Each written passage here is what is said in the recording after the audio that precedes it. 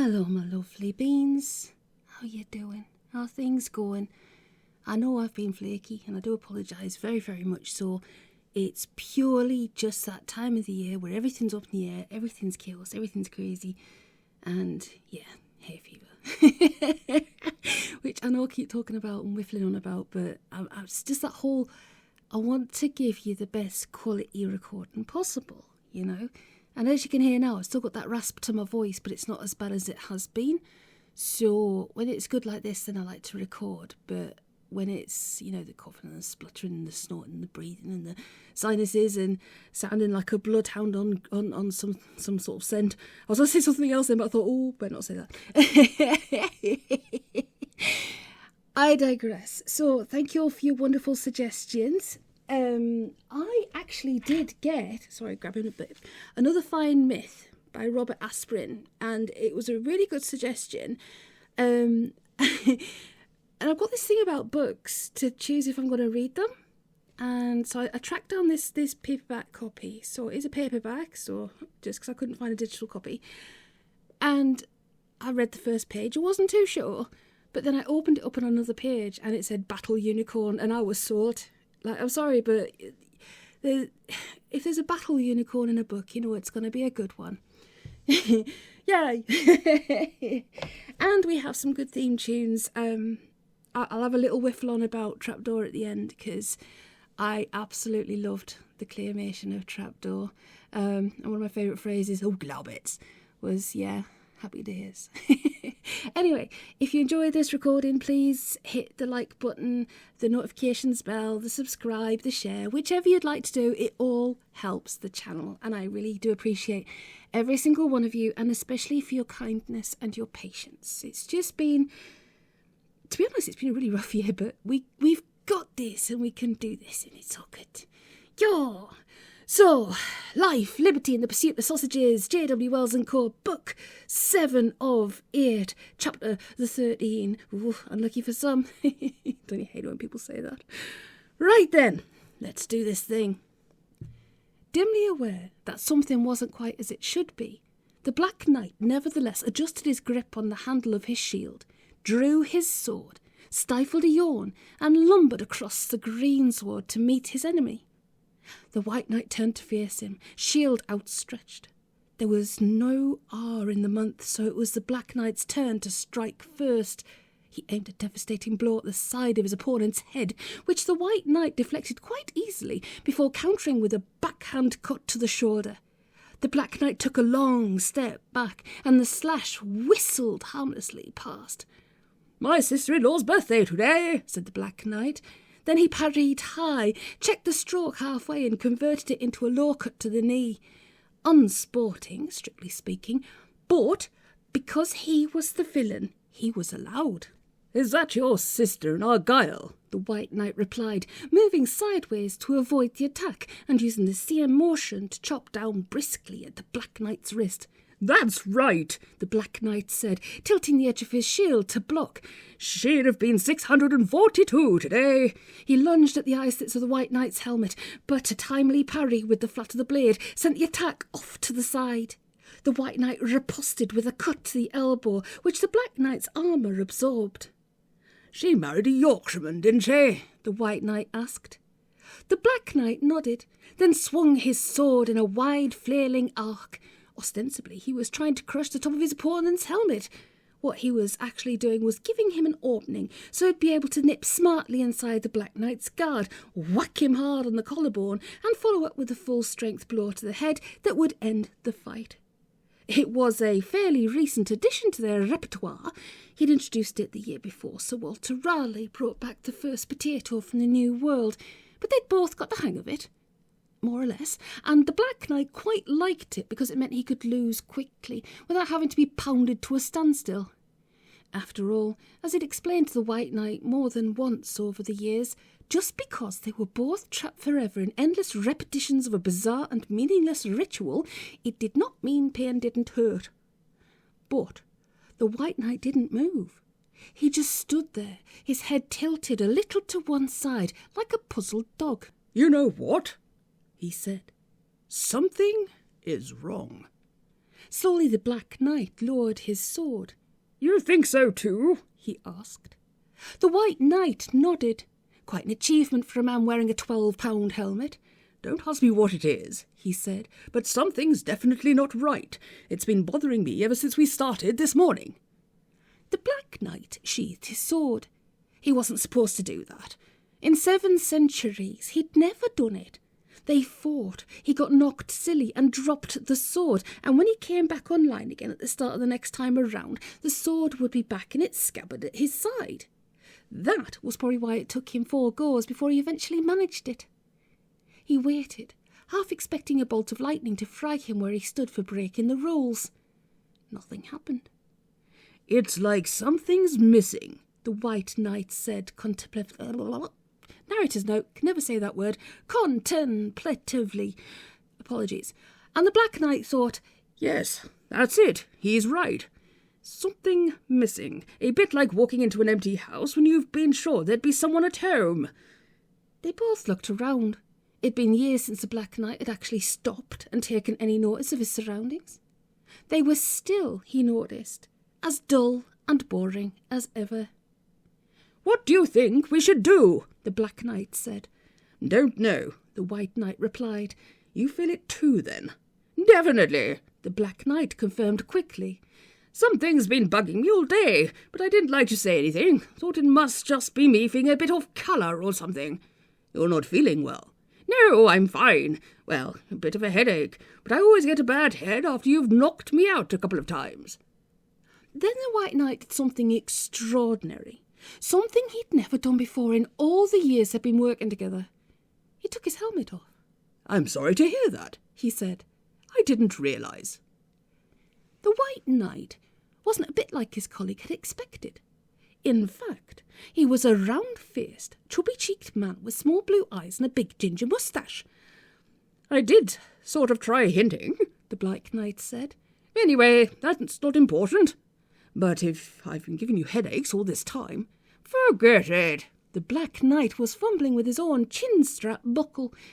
It had been so long, he could barely remember where it was or how it worked. "Yes, but we could change the fight a bit. How would it be if instead of a side cutting..." "Really," the Black Knight said firmly. "It's no big deal." His fingers found the loop of the strap and tugged it past the bar of the buckle. A moment later, he was out of the helmet and into the light and air. "Are you all right?" the White Knight asked. "Fine," the Black Knight assured him, gasping slightly. The light, it was a dull, overcast day, was blinding him, burning his eyes. "Just not used to all this space, I guess." He lifted the helmet clear of his head, lost his grip on it and dropped it. "I've been trapped in that stupid thing so long." "Of course," the White Knight said. "I was forgetting. You don't get to take yours off, do you?" He frowned. He had a kind face. "That must be a real pain in the bum," he said. Suddenly, the Black Knight could feel tears welling up in the corners of his eyes, and he didn't think it was the brightness of the light. He decided to change his subject. "So," he said, "what do you reckon?" The White Knight shrugged. "Search me," he said. "Maybe we should ask the priest." Now, that sounded promising. Priests were men of God. A priest would be bound to know. "Should we?" he asked hopefully. "Can't hurt," the White Knight said. "Come on." But the priest took one look at them walking towards him side by side when they should have been clubbing each other savagely and ran into the chapel, slamming the door behind him. A moment later, they heard bolts being rammed home. The Black Knight remembered he was the bad guy. "We could break the door down," he suggested. The White Knight thought for a moment, then shook his head. "Better not," he said. "After all, it's a sort of church. Besides, he didn't look to me like he knows what's going on." True enough. The poor man had come across as scared out of his damn wits. "Now what?" the Black Knight asked. "I think we should keep going till we meet somebody and ask them." The Black Knight could think of several objections to that. On the other hand, the White Knight was the good guy, which presumably gave him the moral authority to decide their course of action. Also, he had nothing better to suggest. "All right," he said. "Which way?" The White Knight shrugged. "Broad as it's long, I guess." This way," he added, and there was something in his voice that inspired confidence. Not all that much, but some. He took a step forward, then paused and turned back. "I'm Gareth, by the way," he said. 700 years of bashing each other over their heat. "I'm Mordred," the Black Knight replied. The White Knight held out his hand. "Pleased to meet you," he said. Old habits die hard. It cost the Black Knight a special effort of will not to grab the proffered hand and twist it into an arm lock. Instead, he shook it gravely. "Likewise," he said. The next few seconds were acutely embarrassing, as was only to be expected after such a display of raw but soft emotion. Then the White Knight pulled himself together and stomped off through the long grass, and the Black Knight followed him. 700 years he'd worn the same armour every second he was conscious, but in all that time he'd never had occasion to walk more than a few yards. Ouch, he thought. It wasn't hard to identify the source of the discomfort. His armoured shoes, sabatons to be pub quiz trivia accurate, a pair of chic steel galoshes that looked like giant woodlice, had rubbed huge great blisters on both of his heels, and every single step he took was absolute agony. He stopped to whimper, then had to break into a trot just to keep up. "What do you reckon that is?" the White Knight said, and pointed to a curious white seat dead ahead. The Black Knight stopped, blisses of all blisses, and studied the thing. Now, it wasn't like any seat, chair, or throne he'd ever seen before. It had no arms, for one thing. It was rounded in every plane. It was white, shiny like marble, with what looked like a wooden cushion. Closer inspection revealed a sort of tap, like a larger version of a beer barrel spigot, only apparently made of brightly polished steel, sticking out a square box-shaped section you were presumably meant to lean your back against. "What's a stone chair doing in the middle of a field?" the White Knight asked. Good question. "Must be a monument of some kind. Symbolic," the Black Knight explained. "Maybe it's a war memorial or something." The White Knight approached it warily. "You'd think there'd be writing on it," he said.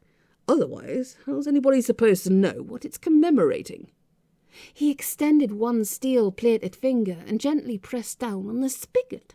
It moved under his hand, and from somewhere came a great sound of rushing water. "Must be magic," the White Knight said, as if repeating an article of faith. Magic explained anything, just as any bizarre or inexplicable action can be made sense of by saying it's for tax reasons. "A siege perilous," something like that. "I bet if you sit in it and close your eyes, you can see all the kingdoms of the earth." "It could be," the Black Knight replied diplomatically. "Or it could be a trap. Could be if you sit in it, it grabs hold of you and won't let you go. If you prod the shiny bar thing, you can hear the sea." "I'd leave well enough alone if I were you," the Black Knight said. He wasn't entirely happy about his new best friend's attitude. The sort of man who, confronted in a mysterious landscape with an alien lever, presses it to see what it does, isn't the kind of leader who inspires confidence. "You're quite right," the White Knight said wistfully. "Come on then, if you're coming." They hadn't gone more than a few steps when a patch of thin air dead ahead of them suddenly turned into a door. The White Knight stopped dead in his tracks. "It's a door," he said. "Maybe," the Black Knight said warily. "Funny place for a door to be. For a start, there's no wall." "Magic," the White Knight said, and he was right. There could be no possible alternative explanation, but confirmed outbreaks of magic made the Black Knight want to run a mile, even in badly fitting sabatons, whereas the White Knight made it sound like a good thing. On balance, the Black Knight decided his new friend had been less trouble when he'd been bashing him on the head. "So, what do you reckon?" the White Knight said. He nudged it with his foot and it swung open an inch or so. "Do we go through it, or what?" Typical good guy mentality. Still, it was pretty well certain that the idiot was going to go through it whether the Black Knight approved or not. and if one of them went through, solidarity demanded that the other must follow. He groaned to himself and said, "Why not?" So they went through and found themselves in a corridor or cloister. Everything about it made the Black Knight's flesh creep. For one thing, the walls appeared to be covered with paper. What the hell was that supposed to mean? Did passing through the door mean they'd wound up inside a book? From what he'd gathered from stories he'd heard, that was exactly the sort of thing you could expect if you started messing around with magic. And as for the floor, "Hellfire!" he groaned. "This place has got wood and grass." But the White Knight shook his head. "I know all about this stuff," he said. "It's called carpet. Cousin of mine bought some back from the Crusades. Fiendishly expensive stuff by all accounts. My cousin said it cost him 12 gold nobles a yard. We must be in a royal palace." "Lucky us," the Black Knight muttered.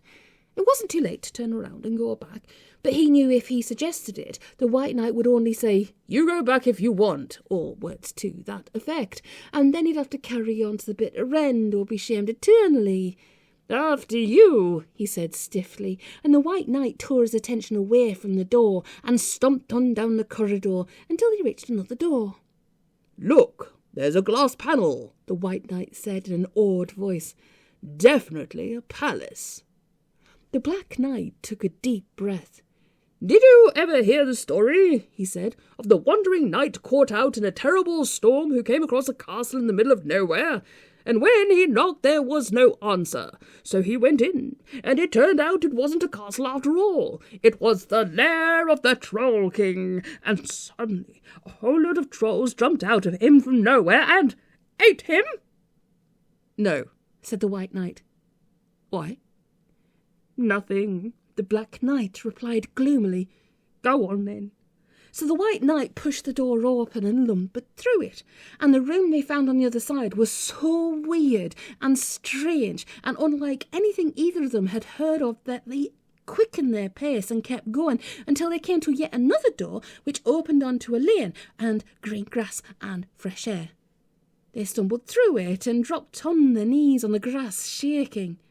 "That," said the White Knight, "was all a bit much." The Black Knight slowly hauled himself upright and looked around. "You know what?" he said. "I think I know where we are." "Really?" "Nod." "I reckon that's the Abbey 12-acre pasture," he said, pointing, "except there ought to be a wood over to the left, and there isn't one." Pause. Then the White Knight said tactfully, "We've been away for a while." "Oh God," the Black Knight thought, "so we have." 700 years. For a moment the weight of the implications crushed him, like a ploughman's boot crushing a snail. On the other hand, he was alive. He had escaped from the terrible, endlessly repeated battle. He'd got through the Troll King's palace in one piece. Always look on the bright side, his mother used to say. "Come on," he said cheerfully, and started to walk up the lane. "Where are we going?" the White Knight asked. "You're not from round here, then?" He realised how little he knew about the man he'd been fighting all these years. "Me? Lord, no. I'm from Kent originally, so where is this?" "Worcestershire," the Black Knight replied. "I think.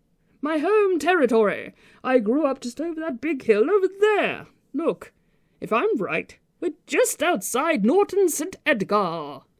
"Oh, is it nice?" The Black Knight shrugged. "It's home," he said.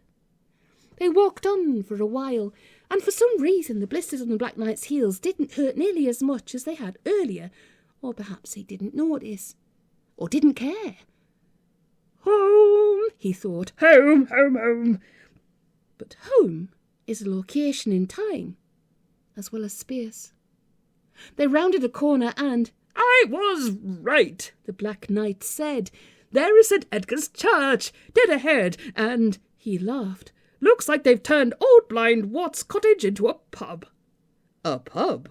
the White Knight repeated thoughtfully. Have you got any money on you?" "I don't need money around here," the Black Knight replied. "My family owns this hill." He stopped and thought about it. "No," he said. "No money. Sorry." Maybe we could try barter, the White Knight said. Nice sword or helmet, look good hanging over the bar. The Black Knight tried the door. It's shut, he said grimly. What do you mean, shut?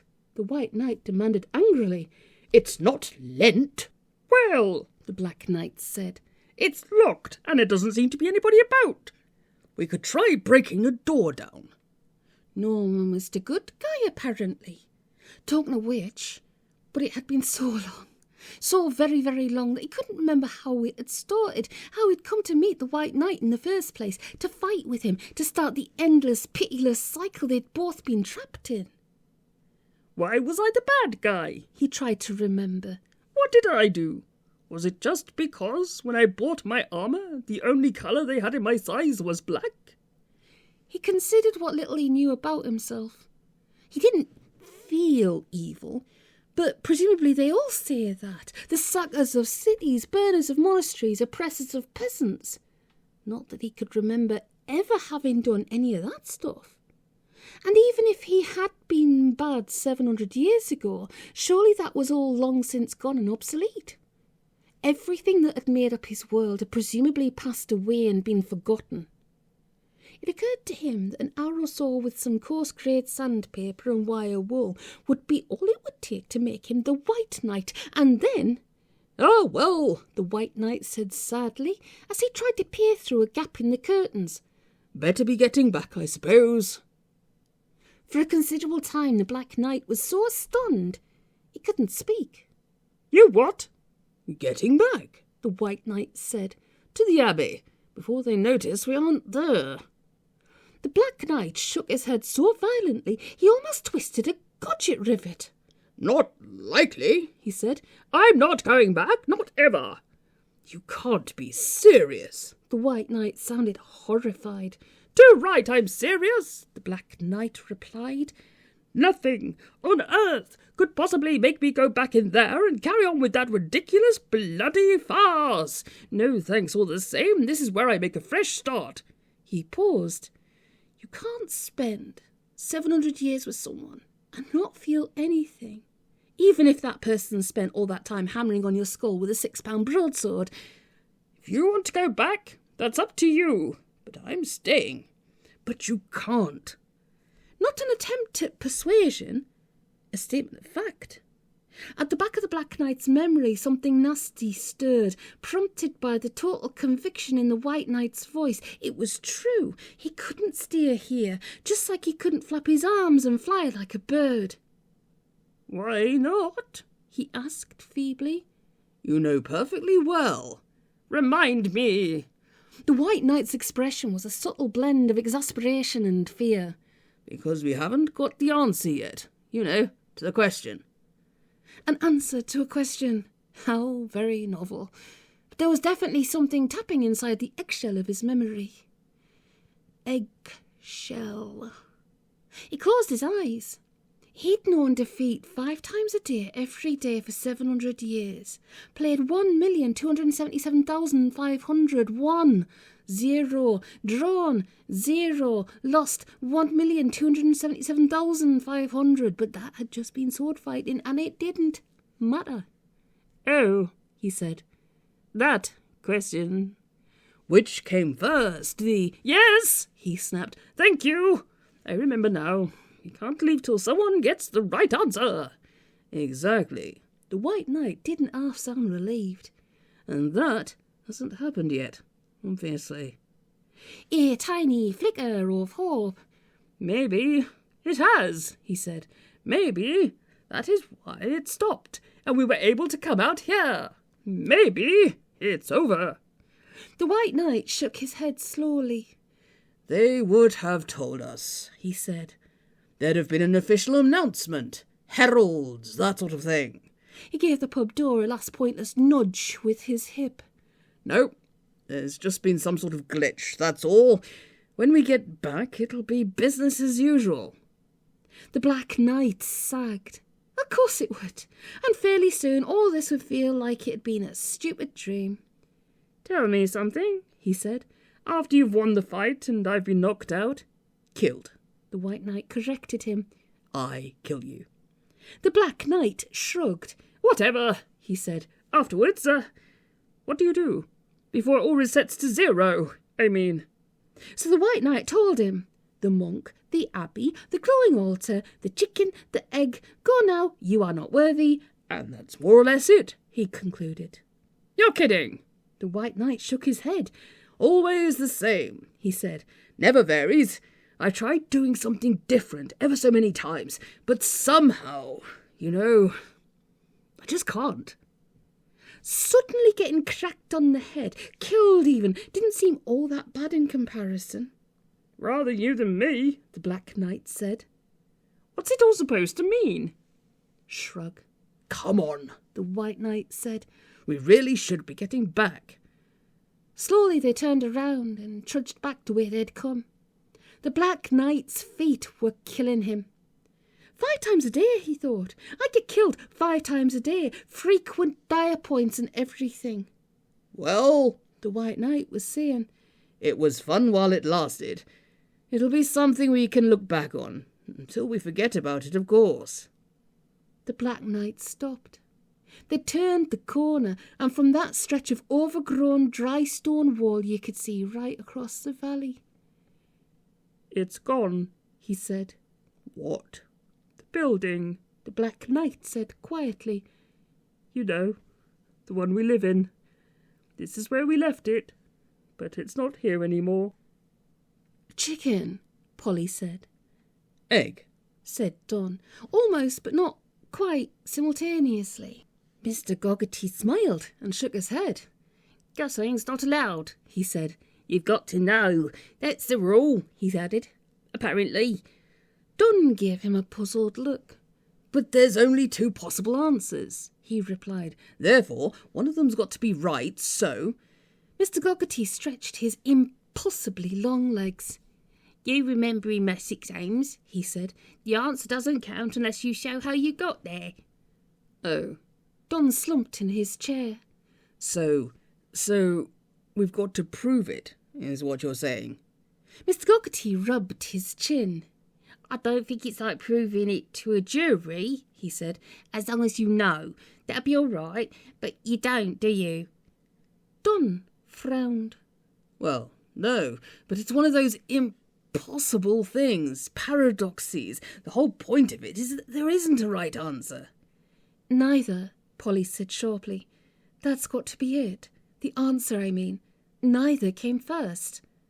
Mr. Goggerty smiled at them as though they were children. I'm not laughing at you, he said. In fact, I spent 3 years trying to prove it myself. I argued that the egg represents the future, just as the chicken represents the egg, with the moment of egg laying being the present.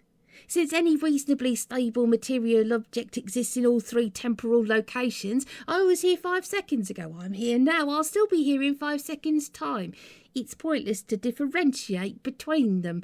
I'm me in all 3 locations. By that argument, the chicken and the egg that came out of the chicken are essentially the same, therefore indivisible in space and time, therefore neither came first. I put it rather better in my doctoral thesis, but that's basically what I argued. And? I won a prize, Mr. Goggerty said, with more than a hint of pride. A consolation prize, of course. E for effort. They gave me this watch. He rolled back his cuff. One of the proudest days of my life, except it meant I'd failed. Sorry, he went on, neither is not the right answer, nor is both. He grinned. That didn't stop them giving Otto van Helsing the Siegfried Award in 1996 for suggesting it, but it's wrong. Let's get this straight, Polly said, and it was interesting to see how both men cowered ever so slightly at the briskness of her voice. Mr. Goggerty, who'd battled with the undead and faced the unthinkable horror of the existential void, and Don, who was used to her by now. This pencil sharpener? A space-shifting trade artifact of considerable power, Mr. Goggerty mumbled. This pencil sharpener, Polly repeated, won't let Don's upstairs neighbour come back from wherever he's gone, unless we can tell it which came first. But according to you, there are only 4 possibilities, and they're all wrong. Mr. Goggerty had never married, and his relationships with women had all been brief and disconcerting. "Not necessarily," he said, and was taken aback when Polly made a noise like an exploding pressure cooker and stomped across the room with her arms tightly folded. "It's the difference between guessing and—" "Yes, all right," Polly barked. "I still don't see what all that's about, but never mind. What you're saying is that, for all practical purposes, there's no way of getting that stupid man back. Well?" "There's a theoretical possibility." Polly snarled at him. "If people have been trying to answer your stupid puzzle since 1890-something, and they still haven't managed it, then the chances of us three doing it in the foreseeable future have got to be—" "Your watch," Don said. Don was a master of the art of quiet interrupting, a useful and necessary art, since nothing else could be relied on to shut his sister up when she was in full floor.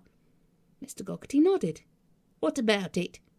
"It's got 3... Mr. Goggety smiled. If he'd been noticed and taken off for training 20 years ago, Don Mayer might have had a future in the profession. "That's right," he said. "It's a special watch. It tells the time in the present, the past, and the future." Polly's explosive snigger proved Mr. Goggety's long-held belief that talent doesn't always run in families. "That's silly," she said. "What do you mean is one dial's a few minutes fast, and one's a bit slow? So what? I could—" Mr. Goggety lifted his arm, wrist cocked, so she could see the dials. She glanced at it, then shook her head. "Big deal," she said. "It's a watch with 3 dials."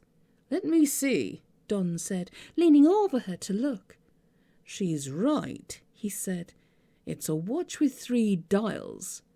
But they're all showing the same time." Mr. Goggety was disappointed.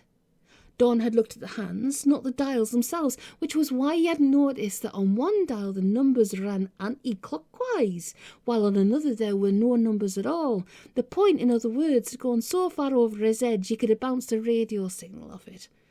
Never mind. Don was looking thoughtful. "You're sure that thing works?" he asked. "Of course," Mr. Goggety said. "I wind it twice a day, without fail. Why'd you ask?" "Nothing," Don said. "Just curious."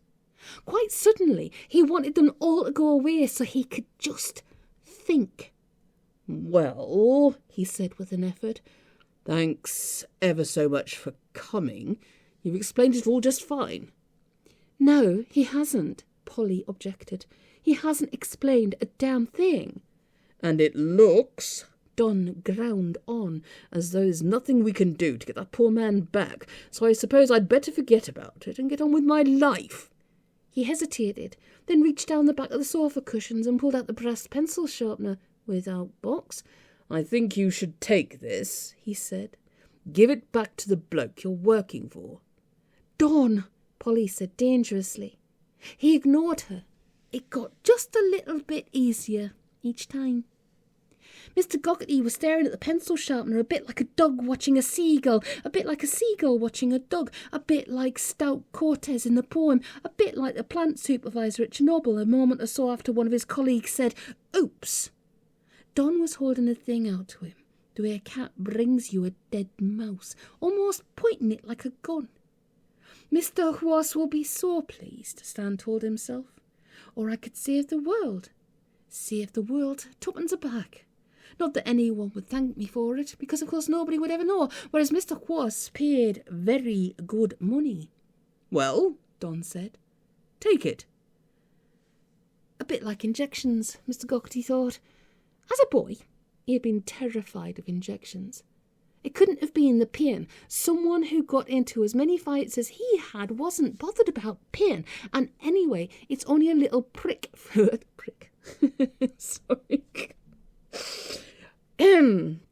Narrator's note, apologies. Anyway, it's only a little prick from a needle. But every time he had to have an injection, he lay awake at night, trembling for a week beforehand. And when he got to the doctors, it took his mother, his Uncle Royston, and 2 nurses to hold him down. Try as he might, he simply couldn't hold still and let them jab him. And now, try as he might, he couldn't raise his arm, reach out with his hand and take the pencil sharpener. The thought of touching it, his skin in contact with the metal, was more than he could bear to think about. It would be different, of course, if it was in a box. Polly was looking at him, and Don was frowning. "You wouldn't have such a thing as a plastic bag?" he asked. "You want me to wrap it for you?" "If you wouldn't mind," Mr. Goggerty said. "The truth is, I've got an allergy to copper alloys. They make me come out in boils." The look on Don's face said, clear as anything, "You're lying to me, but why?" "Hold on," he said. "I'll get you a carrier." Polly waited until her brother had left the room, then leaned forward and hissed, "If you've been playing games with us, I'll sue you for every penny you've got. Understood?" Mr. Goggerty nodded. Don had left the thing on the floor while he went to the kitchen. "I don't suppose," he said slowly, "anything odd's been happening here, apart from what you already told me. Anything to do with time?"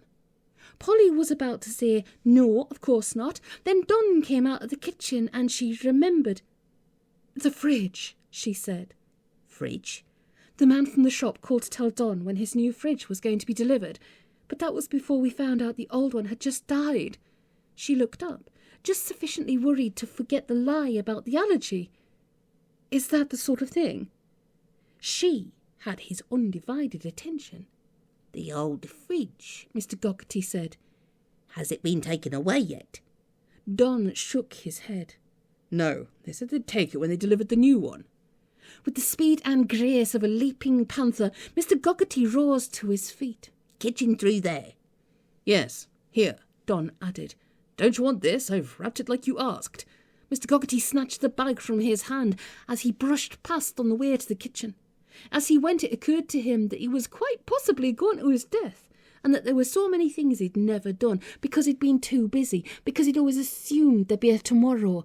He'd never been to Florence. He'd never seen the midnight sun in Norway or the sudden, stunning sunset of the South African veldt. He hadn't won the Shumway Award, or watched his son play football, or composed a piano concerto, or sat up all night on a high mountain to greet the dawn. He hadn't surfed in California, or hunted wild pigs a hard way in New Zealand, or walked to the South Pole or the source of the Amazon. He hadn't played chess with the Dalai Lama. He hadn't given the mayor's a bill for this consultation. "Oh well," he thought. And then for some reason he added, "Next time." "Why is he gone in the kitchen?" he heard Polly say, and Don answered, "Dunno, maybe he wants a drink of water." Not the epitaph he'd have wanted. Come to that, he'd never wanted an epitaph of any kind. He'd planned on living forever, or as near as made no odds. A fridge. He opened the door, and no light came on. There was a powerful smell of decayed vegetable matter, but all the shelves were Mother Hubbard bare. "To hell with it," he thought. Then he clambered into the fridge, which sort of grew to accommodate him, and closed the door behind him. "That," said Miss Byron, clawing the ground with her foot, "was a shambles." 30 female lawyers and the greatest living interpreter of Kindertolleder had tried to look away simultaneously. It was clear they felt deeply ashamed of what had just happened. The crashed car, the failed attempt to contact the two humans. They assumed it was their fault. Naturally. Kevin Briggs didn't share that view. They'd just done what they were told. The fault, if there was one, and it hadn't all been just bad luck, lay with the Commander-in-Chief, not the poor bloody infantry. He shuffled his feet and fluffed up his neck feathers, a bit like trying to put on an overcoat without using your hands. It started to rain, a fine sprinkle of small thin drops that lay on his feathers but didn't quite soak through. It was weather to match the general mood of the flock, which for some reason Kevin didn't share. True, ever since they'd dug their way out of the coop, they hadn't actually achieved anything apart from scaring a middle-aged woman out of her wits, but that, Kevin reckoned, was because their entire approach had been fundamentally unsound. Get to a phone, Ms. Byron had said, or a computer, or something. Tell the outside world, and the world will come and rescue us. But Kevin had an unpleasant feeling that it wasn't going to be that simple, which should have been depressing, but somehow was not. In his mind, a sentence beginning, "All we need to do is," was trying to take shape. And although it was still very much a work in progress, he was quietly confident that the rest of it would follow sooner or later. Meanwhile, there was a rather enticing-looking clump of nettles in the far corner of the yard, and he was feeling, for want of a better word, peckish. He wandered across. Hugh Fernley Whittingstall, he remembered, reckoned you could turn a bunch of humble nettles into a first-class gourmet feat just by adding 2 pints of cream, a pound of Stilton cheese, some finely diced Parma ham, a bottle of Chablis, and a few other bits and bobs. Standing on tipclaw, he reached up and nipped off a corner of nettle leaf. Not too bad, he thought. Tastes a bit like... In among the nettles, something moved. One of the more upbeat aspects of being a chicken was amazingly heightened senses. The faintest noise, the slightest movement. He stopped, assessed his tactical position, decided he had a clear escape route if he needed one, and paid a bit close to see what had attracted his attention. The nettle heap turned out to be masking a heap of old junk, the usual accumulation of valueless non-recyclables that you'll find in a corner of any farmyard in the Northern Hemisphere.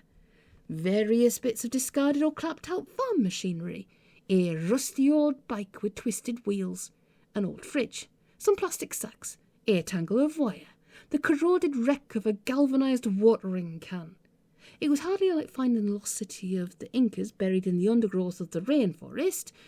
On the other hand, it was just the sort of place where a predator might haul up and wait for a very stupid chicken to come strolling by. Suddenly, Kevin lost his taste for nettles. He backed away a step or two and saw it again. Something was moving about in there. What to do? Permeating chicken DNA, like the lettering in inside seaside rock, is a disinclination to turn one's back on danger, to break eye contact with the source of a potential threat. He backed away a few steps more, then stopped. The door of the battered old fridge was swinging open. A man was getting out. The extraction process was so fascinating that Kevin had to stay and watch. In spite of a million years of avian evolution screaming at him to get the hell out of there. First, a very long leg appeared, rather in the style of John Cleese doing the silly walk. Then, an arm, snaking around the fridge door and groping for something to grab a hold of. Unfortunately for the arm's owner, the only grabbing suitable articles in the vicinity were nettles. The hand unclenched and pulled back sharply, and the human said something extremely vulgar. Then the fridge wobbled a little bit, and the man sort of rolled out of it, straight into the heart of the thickest clump of nettles in the patch. When you're 2 feet high, all humans look big. But this was a big human by any standards. He was tall and powerfully built, with a shaved head, wearing a blue suit and what looked like handmade shoes, and when he knelt on the coil of rusty barbed wire, he jumped up with the speed and single-mindedness of a swooping falcon. Once on his feet, he dusted himself down and looked around, a what-the-hell expression on his finely chiselled face.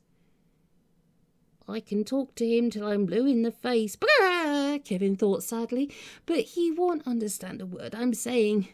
Pity."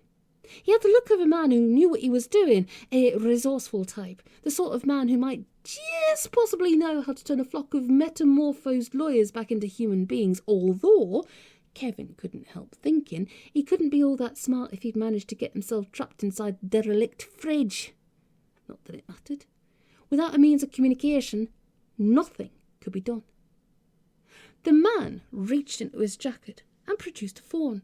A smartphone, presumably, since he didn't use it to make a call. Instead, he tapped buttons, scowled at the screen, and looked very unhappy.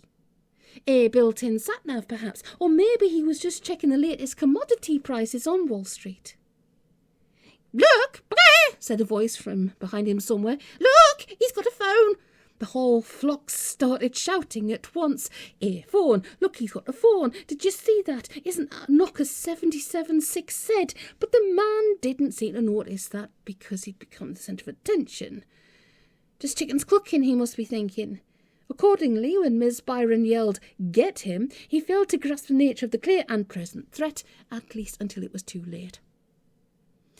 It's a terrible sight to see. A man suddenly overwhelmed by poultry. Miss Byron, leading by example in the manner of Alexander and Henry V, flew straight at his face.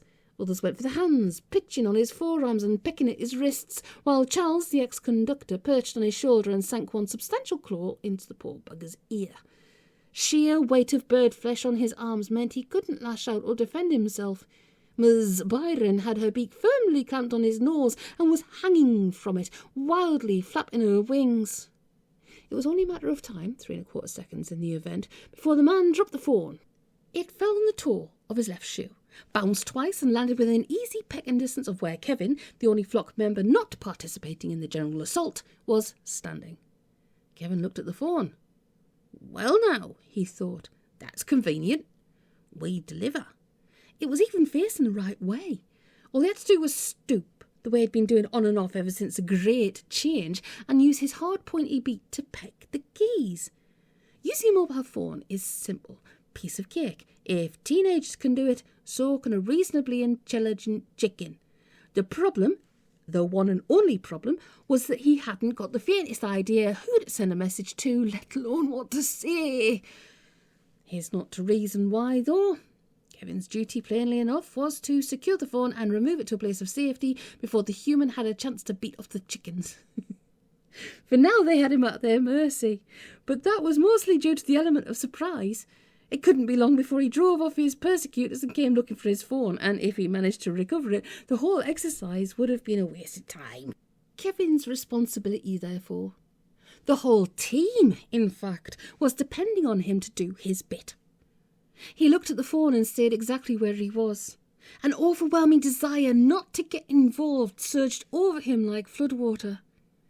Something wasn't quite right about all this. That he'd been the one to first notice the human, that the phone had fallen at his feet, right way up, switched on, all ready for him.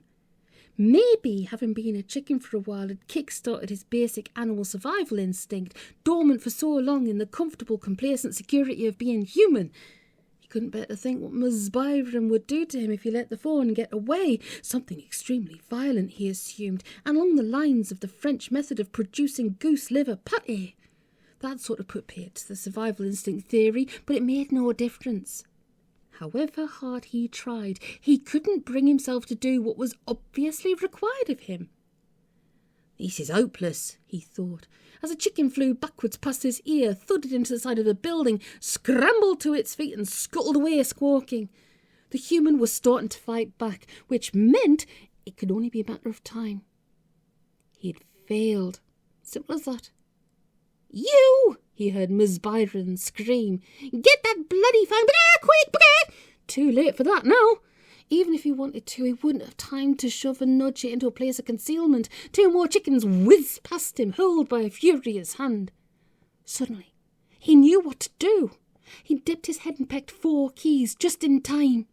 He'd just finished setting back to the 4th one when a giant hand descended from the sky, swatted him aside, grabbed the phone and swept it away. He picked himself up and watched the human walk away, the phone almost lost in his enormous hand. Oh well, Kevin thought, I screwed that up real good. Then the human stopped and slowly swung around to look at him. The 4 letters he'd written spelt the word help. Oh my goodness, I really do need to stop breaking the 4th wall, but I can't help it. I just want to get this recorded for you, see, so I'm like, I don't want to be stopping and starting. Anyway, there are some things that you can't hear twice. So, tell me how you've been. How are things going? Are you enjoying summer? Is it nice and warm there? Is it rainy? Is it cold? How's it all going? Tell me your stories. Tell me what's happening. Yes. So, tell you about the trapdoor. So, it was one of those tunes, you know, when you're younger and you memorise it and you remember it right until the present day. But obviously with the voice, I'm not going to do the thing. But it was just so cool. I mean, you had Burke, who was the main character. What was the name of the little spider? Scrat? Something like that? And then there was a Scully boy. And he was like, Burke, feed me. I think this might be where the kind of like the love for making voices and sounds came from. Yeah. And Count Duckula as well, that was another one. That was quite fun. But do you remember, before I get into doing these tunes, something else came to mind. And if you're in the UK and you're Gen X, it was Radio 1 in the afternoon. And it was Steve Wright. And to this day, I still remember Diamond Geezer. It gets serious. Talk about a guy who makes you delirious. He's a man in the bust with a vacant stare. Tap him on the forehead. There's nothing there. He's no Einstein. He's no cool cat. Is he? No, he's a prat. He's Mr. Spoons. He's Mr. Spoons. Yeah, those were the days. Do you know something though? You think about the 80s and the 90s. That was freaking 30, 40 years ago. Hey! What are we gonna do? Anyway, I'm gonna stop whiffling now. So I just need to get my act together. Just things are a bit chaotic. There's a lot going on, a lot happening. Just there's a lot of stuff behind the scenes. So yes, but we all know how that is, and I hope you're all doing well, and I hope you're all happy and safe and sound and getting good sleeps and that sort of thing. So thank you for being here. I appreciate you every time you come and visit. I really, really do. And I look forward to seeing you the next time. Hopefully a bit sooner. Hopefully a bit sooner would be a good idea. But yes, it's still a bit chaotic, probably till the end of July. But we've got this thing. We just need to get this series finished. And maybe it's because I don't really want to finish the series, you know? I don't want to finish it. Right, so take it easy. Stay safe. Have a good couple of days. I'll see you back again soon.